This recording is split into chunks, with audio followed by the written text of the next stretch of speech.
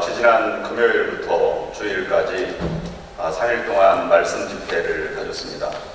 이덕주 목사님을 모시고 우리 집회 동안에 많은 분들이 은혜를 받았습니다. 70년대 부흥회와 또 신학과 역사가 곁들여진 아주 강력한 메시지를 통해서 우리를 감동시켰습니다. 부흥회를 위해서 준비해 주신 모든 손길들을 통해서 더욱더 부흥회가 풍성해졌고요. 우리 교회가 많은 인원이 모이지 않지만 역대 최고의 출석률을 기록한 그러한 부흥회이기도 하였습니다. 더 중요한 것은 늦은 밤인데도 불구하고 많은 교우분들이 스스로 운전하셔서 참석한 분들에게도 너무 소중한 그런 분들임을 깨닫게 되었습니다. 옆 사람과 인사를 나누실 때 소중하다는 표현으로 두루루 인사하실 때 이제 나는 당신 없이 못 삽니다. 이렇게 한번 인사를 나눠보시기 바랍니다.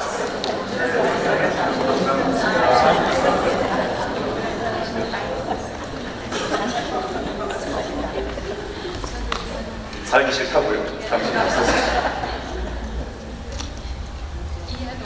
부흥회 끝나고 첫 주일은 담임 목사에게 가장 부담되는 주일입니다. 왜냐하면 부흥의 은혜를 기다리고 있는데 그만큼 충족이 못 되기 때문에 늘 이 부담감을 안고 이 자리에 섰습니다.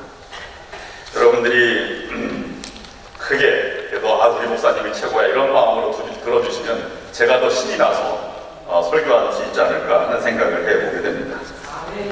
부흥회는 평소에 경험하지 못했던 은혜를 경험하는 것이고 또 큰 꿈을 꾸고 큰 그림을 그리는 것입니다. 그 부흥회 끝나면 그 꿈과 그림을 향해서 한 걸음씩 나아가는 것이 매 주일에 매 모임에 이 방향이 되어야 할 것이라고 생각을 합니다. 여러분들의 신앙이 날마다 뜨거워져서 부흥회 열기가 모일 때마다 주일마다 넘쳐나서 우리 교회도 예수 그리스도의 오직 예수로 새롭게 영이 되살아나고 새롭게 삶의 의욕과 희망이 되살아나는 우리 상하 한국인연합감리교회가 될 수 있기를 주님의 이름으로 축원합니다. 사도행전 8장은 교회사 속에서 가장 중요한 장으로 분류되는 장입니다. 왜냐하면 복음이 유대인 공동체를 넘어서는 최초의 사건들이 사도행전 8장으로부터 시작되기 때문입니다. 6장에서 팔레스타인 유대인 12사도를 넘어서 최초로 헬라파 유대인 중에서 7 집사를 선택하여서 그들로 하여금 봉사와 구제를 하게 하고 말씀을 증거하는 사역에 참여하게 되었습니다. 혹자는 말하기를 7 집사를 헬라파 7 사도라고 그렇게 해석하기도 합니다. 그것이 7장 스데반의 순교를 통해서 실제로 유대 공동체를 넘어서 박해를 피해서 사마리아 땅에 필립이 전도함으로 그 속에 큰 기쁨이 있게 되었습니다. 그리고 오늘 본문 25절에 베드로와 요한이 떠난 다음에 그들이 다시 예루살렘으로 돌아간 다음에 필립이 이제 전도를 계속하고 있는데 이제는 본문의 에티오피아인을 선교하는 문을 열게 되는 사건이 일어나게 됩니다.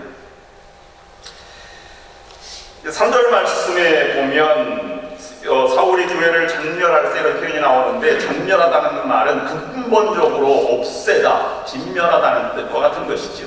그래서 이 고소도 안 했는데 집안에 들어가 기독교인이라고 하면 잡아서 옥에 가두고 또는 때리고 채찍질하고 죽이기까지 하였습니다. 이런 대재앙 속의 기독교를 성서학자들은 2가지로 해석을 합니다. 첫 번째로는 사람 스스로 선택하지 않은 어떤 일이 일어난다. 그것은 어떤 일인데 좋은 일이 아니라 순수한 재앙이었다. 그 순수한 재앙이 복음의 씨앗을 분산시키는 아주 심각한 재앙이었다라고 말합니다. 그 재앙이 선교적 은총의 사건이 된 것입니다. 왜 선교적 은총의 사건이라고 표현하느냐 하면 예루살렘, 로마 치하에 있다 보면 예루살렘과 팔레스타인은 변방입니다. 변방에 있던 지중해 작은 나라에서 있던 기독교인들이, 이 시골 사람들이, 그리스도인들이 대제국 로마시로 빨리 달아나게 하는 사건이었기 때문에 이 선교적 은총의 사건이 되었다고 표현하고 있는 것입니다. 또 다른 한 가지는 그들은 재앙으로 흩어졌지만 말씀 전하기를 계속하였습니다.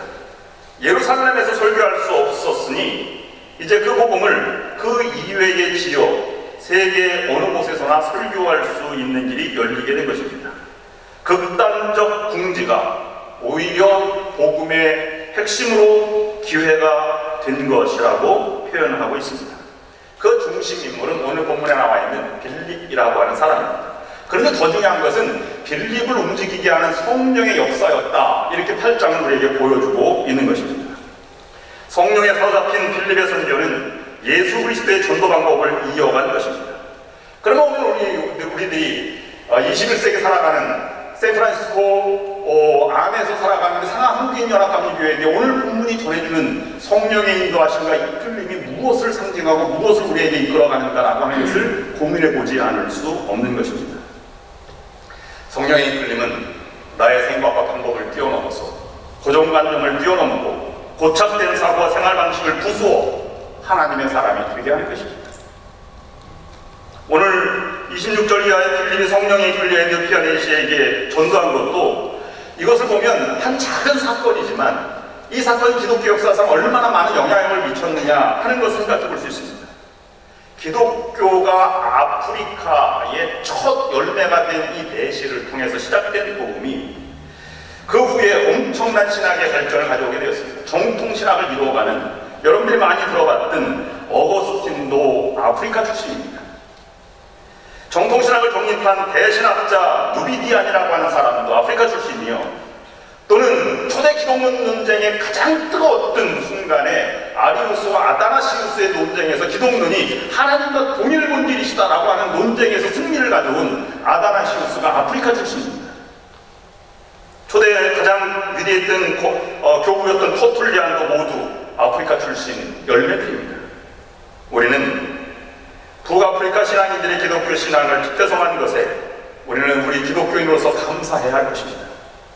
그 길이 빌립이 오늘 본문에서 전도하고 있는 성령에 이끌려서 시작된 열매들의 결과라고 하는 사실에 우리는 깊은 감동을 받습니다. 그러면 하나님이 어떻게 우리에게 말씀하시는가 라고 하는 것을 통해서 빌립의 성령의 이끌리심을 묵상하면서 우리가 배워보도록 하겠습니다. 첫 번째로 생각해 보는 것은 성령의 인도함을 따른 빌립을 묵상하는 것입니다. 오늘 26절 말씀에 먼저 보시면 이렇습니다. 주의 사자가 빌립에게 말하여 이르되 일어나서 남쪽으로 향하여 예루살렘에서 가사로 내려가는 길까지 가라 하니 그 길은 광야라. 왜 가는지, 가서 무엇을 해야 할지 아직은 나타나 있지 않았습니다. 주의 사자가 빌립에게 라고 하는 말의 주의 사자는 혹자는 번역하기를 천사라 이렇게 번역하기도 하고 또는 성령이라고 번역해도 무관할 것입니다. 하나님의 영에 이끌려서 하나님이 지시하는 곳으로 지금 가고 있는 것입니다. 이 가사라고 하는 것은 광야 초기에 예루살렘에서 남쪽으로 이 아프리카 쪽으로 가는 향에서 37km 떨어진 그런 23마일 정도 떨어진 작은 곳입니다. 근데 거기에 사람들이 묵고 가기 때문에 아마 물이 있다는 것을 표현한 것을 보면 오아시스였을 것입니다. 예루살렘을 방문하거나 대상들이 방문해서 가다가 거기서 쉬고 있는 것인데 빌립을 그곳으로 가라고 하는 음성을 들었습니다. 아마 에디오피아 여왕 간다기의 국고를 맡고 있는 내시를 보게 되었을 때 하나님이 저에게 보낸 것이 아닐까 이렇게 생각했을 수도 있습니다. 아니면 물어봤겠죠. 저 사람이 누구일까? 이렇게 물어봐서 아마 그 사람에게 갔을 수도 있을 것입니다. 성령이 이끌려서 간 그에게 내시의 요청을 받아 타고 가던 병거에 오르게 되었고 질문에 답변을 하게 되었고 복음을 전하게 되었고 그가 세례를 받게 되었다 하는 것을 여기에서 우리에게 전해주고 있는 것입니다. 에디오피아 내시의 심정으로 다시 한번 오늘 본문을 읽어보시면 에디오피아 내시는 에디오피아 왕 간다게의 국고를 맡은 사람이었다 이렇게 표현하고 있습니다. 에디오피아 왕은 태양의 아들로 상징되었기 때문에 너무 신성시하여서 현실 정치에는 통치리 하지 않았다고 합니다. 그 대신 정치는 섭정하는 그 어머니 여왕이 맡게 되었는데 그 여왕의 이름이 나와 있는 대로 간다게라는 사람입니다. 그래서 간다게의 국고를 맡은 내시는 재무장관 같은 직책이었는데요. 여왕을 가까이 모셔야 하니까 거세하는 내시로 섬기게 되었습니다. 근데 유대인들이 개종하지 않았지만 예루살렘에 올라와서 제사를 드리거나 아니면 예배에 참여하거나 그래서 그 지혜를 받아서 다시 내려가기도 하는 것은 전통이 오래 지속되는 것 같습니다. 그런데 이방인이었고 내시였고 이런 것 때문에 아마 제사는 드리지 못하고 같이 참여한 사람들의 제사를 돕거나 이렇게 해서 아마 다시 내려가는 길이었을 것입니다. 성령이 어떻게 역사하는가라고 하는 것을 오늘 통해서 이렇게 살펴본다면 왜 성령이 빌립에게 그곳으로 가라고 했을까? 한 영혼을 구원하기 위해서 지금 두 사람이 사역을 같이 하고 있는 것입니다. 한 사람은 성령이고 한 사람은 빌립이라고 하는 사람입니다. 간다게가 내시가 그냥 성경을 읽다가 이사를 읽다가 이게 하나님의 말씀이다 라고 깨달았으면 좋은데 여러분 9장에 보면 앞으로 나와 있는 사울이 개종을 하고 회개할 때 예수님 바로 나타나지 않습니까? 내가 핍박하는 예수다 이렇게 할 수도 있는데 왜 성령이 빌립에게 보내줬는가? 거기는 두 가지 분명한 이유가 있습니다. 첫 번째로는 하나님은 우리와 함께 일하시길 원하신다는 것입니다. 대부분의 경우가 그렇습니다. 성령께서 빌립과 함께 하시길 원하시는 것은 성령이 연약해서 성령의 부족함을 채웠다는 것이 아닙니다. 성령은 완전하시고 전능하신 하나님의 영이십니다. 그런데 우리는 우리와 함께 하시려는 가장 근본적인 이유는 우리를 사랑하시고 우리로 하여금 함께 일하시고 그 기쁨을 나누고 그리고 우리 안에 거하시길 원하실 뿐만 아니라 가장 가까운 우리의 속에 계셔서 우리를 도와주시길 원하시는 분이 성령이다라고 하는 것을 이렇게 보여주고 있는 것입니다. 또 다른 한 가지는 성령은 우리가 행복해지고 깨달은 대로 기쁨을 얻는 삶이 가장 중요하다고 하는 것을 우리에게 보여주는 것입니다. 자녀들이 행복해지길 원하는 부모처럼 독생자를 내어주신 그분은 우리가 가장 기뻐하는 삶을 살기를 원하십니다. 그러기 위해서 우리에게 성령을 보내주시고 성령이 깨닫게 해주시고 또 성령과 더불어서 큰 기쁨을 누리도록 우리를 초청하고 계시다는 사실입니다. 다시 말씀드리면 진정한 하나님 안에서의 기쁨은 그분의 것으로 채워질 때 기쁨이 있다고 하는 것을 우리에게 보여주고 있는 것입니다.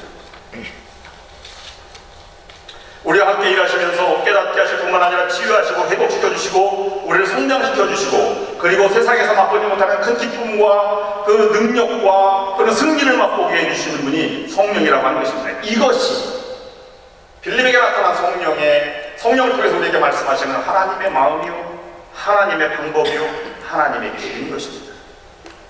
그러므로 여러분 성령을 그냥 막연히 기대하지 마시고 옆 사람이 성령 받았다는 것으로 만족하지 않으시고 저 사람 성령 받았네 하지 마시고 내 안에서 역사하시는 성령의 음성을 듣고 그 음성을 따라가는 여러분들이 될 수 있기를 바랍니다. 그래야 우리가 성령의 인도하심을 받는 것입니다. 빌립에게 나타난 성령은 하나님의 사람에게 나타난 것입니다. 그러나 그렇게 생각해보면 하나님의 사람에게 모두가 성령의 인도와 이끌림을 받는 것은 아니라고 하는 사실을 볼 수 있습니다. 여러분 좋은 숯불이 좋은 고기를 만들죠. 이 구이를 만들죠. 그래서 좋은 숯불은 비싸다고 하지 않습니까? 그런데 검다도 다 좋은 숯이 아닙니다. 마찬가지로 하나님의 사람이라고 모두 하나님의 사람이 아닙니다. 하나님의 사람이라고 그냥 성령의 인도하심이 있는 것이 아닙니다. 그를 따라갈 수 있도록 준비한 사람입니다. 성경은 이 준비를 세 가지로 말하고 있는데 하나는 정결함이요 하나는 또 하나는 끝없는 기도요 하나는 말씀을 대함입니다.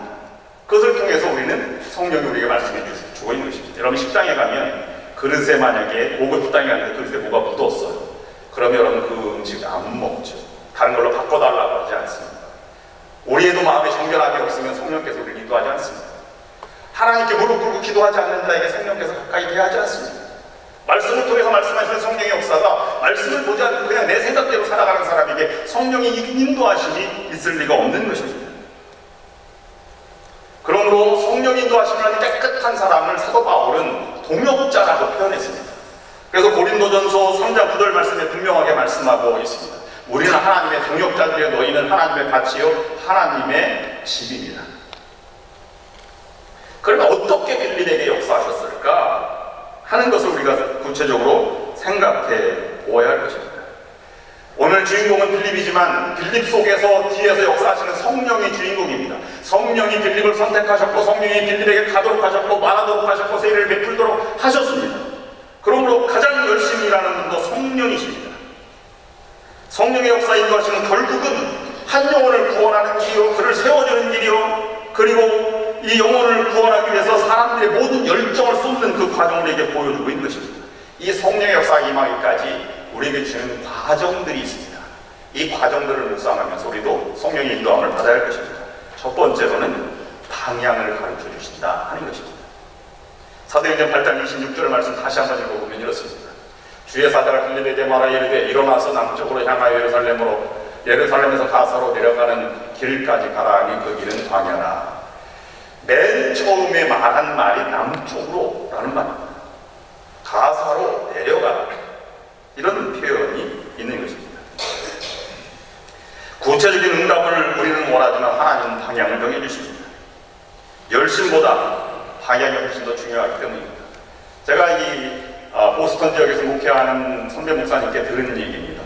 한국 사람이 없는 곳이 없다잖아요. 여행 가면 한국 사람이 꼭 있다지 않습니까? 어느 목사님이 브라질 가서 브라질 아마존 밀림을 가서 밀림에 이제 투어를 하는데 마지막 이 집이 하나가 있어서 밀림 투어하는 사람이 물건을 파는 사람이 들어갔더니 거기 한국 사람인 줄 알고 이렇게 말하더래요. 그 남자가 여보 한국 사람 왔어, 라면 끓여. 그래서 깜짝 놀랐단 말이에요. 미국에서도 가는 곳마다 한국 사람이 있고 교회가 있습니다. 열심히 일하고 대부분 다 성장해서 자녀들을 잘 키우고 살아갑니다. 아마 앞으로 한민족을 하나님께서 크게 들어 쓰실 줄로 믿습니다. 그런데 말입니다. 우리도 열심히 있고 어떤 열정이 있습니다. 근데 그 방향이 잘못되면 그 열심은 오히려 아픔이 되고 방해가 되고 슬픔이 된다는 사실을 우리가 기억해야 합니다. 방향이 잘못됐으면 바로 돌아서 방향을 바로 잡아야 하는 것이 중요한 것입니다. 여러분도 아마 들어보셨을 것입니다. 월스트리트 저널에 2015년 4월 24일에 신문이 실렸는데 그것이 한국에도 이렇게 신문이 전달되게 되었습니다. 케냐에서 소를 키우는 42살의 데니얼 사피치라고 하는 사람이 세계 생물 다양성 협약 당사국 총회라고 하는 것이 평창 올림픽이 열리기 3년 전에 열렸어요. 그래서 케냐에서 티켓을 끊었는데요. 베이징에서 갈아타고 뭔가 이상하다고 내려봤는데 평양에 내린 것입니다. 근데 평양 내리기까지 몰랐답니다. 언제 느꼈느냐면 한국이 되게 발전했다라고 하는 것에 큰 빌딩을 보려고 했는데 내려보니까 빌딩도 없고 초라해 보인 그런 것이어서 느낌이 이상하다고 생각했고 내려서 김일성과 김정일 초상화를 보고 잘못 탔다 이렇게 생각을 했다는 것입니다. 그래서 벌금을 물고 비행기 값을 새로 사서 다시 왔다고 하는 것입니다. 여러분 잘못한 비행기는 바로 내리는 것이 옳은 것입니다. 100세의 아들을 주신다는 하나님의 약속을 믿었지만 아브라함은 방향을 잘못했습니다. 그래서 하가를 취해서 이스마엘을 낳지 않습니다. 이 다윗이 그것을 늘 물어봤어요. 시편 25편 4절 말씀에 이렇게 말하고 있습니다. 여호와여 주의 도를 내게 보이시고 주의 길을 내게 가르치소서. 다윗도 이렇게 고백했다면 우리들은 날마다 하나님이 어디로 인도하시는지를 묻지 않을 수 없습니다. 대부분은 방향을 잘 알고 있습니다.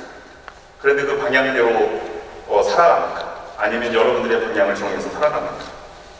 두 번째, 방향을 정해줄 뿐만 아니라 방향을 가면 일을 주시는 분이 성령이시다라고 하는 것입니다. 오늘 본문 8장 27절 28절 말씀에 이렇게 기록하고 있습니다. 일어나 가서 보니 에디오피아 사람 곧 에디오피아 여왕 간다게의 모든 국고를 맡은 관리인 네시가 예배하러 예루살렘에 왔다가 돌아가는데 수레를 타고 선지자 이사야의 글을 읽더라. 성령께서 네시가 타고 가는 병거로 가까이 가라고 말씀하셨습니다. 성령은 방향을 말씀만 하시지 않고요. 그것에 내가 어떤 것이 하나님이 원하시는 일인지를 분명하게 주세요. 근데 우리는 그것을 하지 않으려고 합니다. 그것이 우리에게 더 믿음을 성령을 인도함을 받는 길을 저해야 하는 요인이 되는 것입니다. 오늘 여러분 노동절 연휴인데 오늘 나오신 것은 참 좋은 방향을 선택하신 것이지, 친구가 전화하거나 자녀가 전화해서 어디 가자 그러면 갔으면 못 나오는 건 아니겠습니까? 성령을 의지해서 그 길을 가면 성령은 그때그때 일을 주십니다. 지금 여러분에게 성령이 주시는 말씀은 뭘까요? 지금 목사님 말씀에 귀를 기울이는 것입니다. 은혜의 말씀을 듣는 것이고, 은혜가 되면 아멘 하는 것이 성령이 주시는 방향이고 일입니다.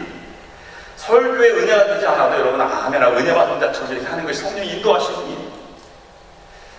언제 설교가 끝나나 이렇게 생각하시는 것은 성령의 역사가 아닌 것으로 생각합니다. 옆 사람 머리 보고 미장원 갔다 왔구나, 잘 나왔네, 성령이 역사하시는 것일까요? 주보에 틀린 글씨를 적어서 동그라미 치는 것도 성령이 역사하시는 걸까요? 편지를 써서 옆 사람에게 돌리는 것도 성령의 역사일까요? 성령은 그런 일을 주시지 않습니다. 성령은 그때그때 하나님이 원하시는 일을 분명하게 주십니다. 마가복음 13장 11절 말씀에 말세의 징조를 예수께서 말씀하시면서 이렇게 말하고 있습니다. 사람들이 너희를 끌고 가서 넘겨줄 때 너희는 무슨 말을 할까 미리 걱정하지 말아라. 무엇이든지 그 시각에 말할 것을 너희에게 지시하여 주시는 대로 말하여라. 말하는 이는 너희가 아니라 성령이시다. 여러분 인생을 많이 살아보셔서 알겠지만 정작 걱정하는 일이 닥치거나 어려운 일이 닥치면 생각보다 어렵지 않다고 생각을 하게 됩니다. 그래서 왜 그럴까를 생각해 보았습니다. 오래 기도해갖고 준비해서 그럴 수도 있겠지만 어려움 속에 있으면 도대체 올 것이 왔구나, 이게 마음의 한 곳으로는 평안함을 느끼게 돼요. 왜 그럴까요? 어려움 속에 있고 그것을 인정하고 끝이 보이기 때문에 평안함을 느끼는 것입니다. 우리의 삶의 가장 고통 중에 하나는 어려움 중에 있다는 사실이 아니라요, 어디로 가야 할지 무엇을 해야 할지 불안할 때 가장 큰 어려움이 우리에게 닥쳐오는 것입니다. 목사인 저에게도 설교를 준비할 때 말씀이 떠오르지 않을 때는 잠을 못 이루고 그래요. 신방을 갔는데 이 말씀, 이 가정에 어떤 말씀을 들을까 또 도저히 떠오르지 않을 때는 엄청난 갈등과 불안함이 찾아옵니다. 그때가 우리를 힘들게 하는 것입니다. 성령은 하나님에게 자녀들에게 분명한 말을 주십니다. 모세에게도 여호수아에게도 다윗에게도 분명한 말씀을 주셨습니다. 그 일을 우리에게 하나님 나라를 확장하도록 우리를 부르시는 분의 성령의 역사인 것입니다. 여러분, 그러므로 우리는 아무리 화가 나고 아무리 분이 넘쳐도 이렇게 한번 되물어봐야 합니다. 이것이 성령이 역사하시는, 성령이 관하시는 일일까 하는 것을 생각해 보아야 할 것입니다. 때때로 그것을 숨기고 다시 나아가고 표면적으로 내 방법대로 다시 살려고 하면 성령 역사를 가로막는 것이 되지 않겠습니까? 실제로 있었던 일이라고 합니다. 미국에서 강아지를 키웠는데 강아지가 옆집에 가더니 토끼 한 마리를 물어왔어. 토끼가 죽었어. 큰일 나지 않았습니까? 그 집은 아저씨가 산악기로 소문난 것입니다. 토끼값 물어내랴, 또 정신적인 피해를 당했다 보호사하면 얼마나 황당한 일이 벌어지겠습니까? 그래서 이 사람은 토끼를 잘 씻어가지고 드라이어로 말리고 기름을 발라서 옆집 아저씨가 없을 때 옆집 아저씨 토끼장한테 탁 넣어놨습니다. 오늘만 지나가라.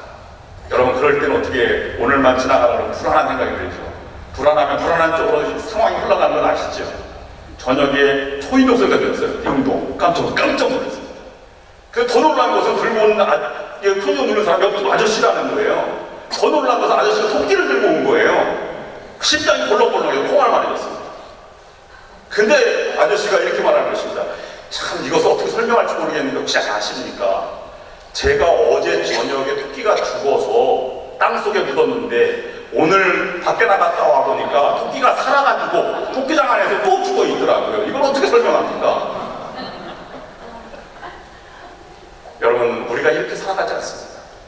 토끼가 죽었으면 죽었다 말하면 될 것을 우리는 약간 포장하려고 하지. 이것이 성령을 가로막는 일이 아니겠습니까? 그때마다 일을 주시는 성령을 의지해서 가는 게 성령의 인도함을 받는 길입니다. 그 다음에 이 일을 도와주시는 것, 30절, 31절 말씀 보시면 이렇게 하고 있습니다. 빌립이 달려가 선지자 이사야의 글을 읽는 것을 듣고 말하되 읽는 것을 깨달았느냐 대답하되 지도해주는 사람이 없으니 어찌 깨달을 수 있느냐 하고 빌립을 청하여 수레에 올라 같이 앉으라 하니라. 빌립을 도와줄 뿐만 아니라 빌립을 통해서 내시도 도와주고 이를 완성해 나가는 성령의 역사를 보고 있는 것입니다. 일의 완성은 평안과 아름다움으로 가는 길, 모두가 하나가 되는 일을 지금 말하고 있습니다. 근데 여러분, 사도행전 8장 32절 34절까지 있는 말씀을 보면 무엇이 느껴지는지 여러분 한번 보시길 바랍니다. 우리는 이것을 잘 압니다. 이것이 이사 선지자가 얘기한 예수 그리스도의 고난을 이해한 것이라고 우리는 잘 압니다. 여러분 다시 한번 읽어보면 이렇습니다. 32절 34절 말씀, 읽는 성경 구절은 이것이 이르렀을 때 그가 도살자에게로 가는 양과 같이 끌려가지고 털 깎는 자 앞에 있는 어린 양이 조용함과 같이 그의 입을 열지 아니하였도다. 그가 굴욕을 당했을 때 공정한 재판도 받지 못하였으니 누가 그의 세대를 말하리요. 그의 생명이 땅에서 빼앗김으로다 하였거늘 그 내시가 빌립에게 말하되 청컨대 내가 묻노니 선지자가 이 말하는 것이 누구를 가리킴이냐, 자기를 가리킴이냐, 타인을 가리킴이냐. 성령께서 이것을 펼쳐주게 하고 읽게 했죠. 여러분, 이 말씀은 누구를 가르치는 것 같습니까? 내시 입장에서 본다면 내시는 이것을 보면서 자기가 아닐까 생각했을 것입니다. 왜냐하면 여왕의 지금 여왕을 위해서 모든 걸 다 바치고요, 죽으라면 죽고 자기 자신 없는 것 아닙니까? 끌려다니고. 근데 이것을 풀어서 빌립이 예수를 증거한 것에 마음에 동했다고 하는 것이죠. 성령은 하나님의 일꾼을 도와줍니다. 우리도 하나님이 도우시는 일을 통해서 하나님 완성해 나가는 여러분들이 될 수 있기를 주님의 이름으로 축원합니다. 화가 나면 그냥 골방에 들어가서 막 욕을 한다는 사람이 있어요. 그 분은 풀리겠죠. 그러나 성령 인도하시는, 성령 주시는 일일까요? 교회에 막 그냥 서로 얘기해서 막 욕을 하거나 비판을 하면 속이 시원할 수는 있을 것입니다. 근데 그게 성령이 주시는 일일까요? 여러분, 사람의 방법으로 살아가지 마시기 바랍니다.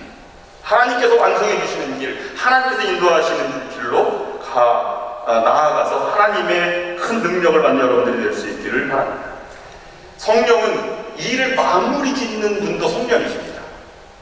빌립은 그냥 갔어요. 복음을 전하고 세례를 주고 그냥 갔습니다. 그런데 그 역사가, 기독교 역사가 말해주지 않습니까? 다윗은 그것을 이렇게 말했습니다. 시편 48편 14절 말씀 보면 하나님은 영원히 우리 하나님이시니 그가 우리를 죽을 때까지 인도하시리로다.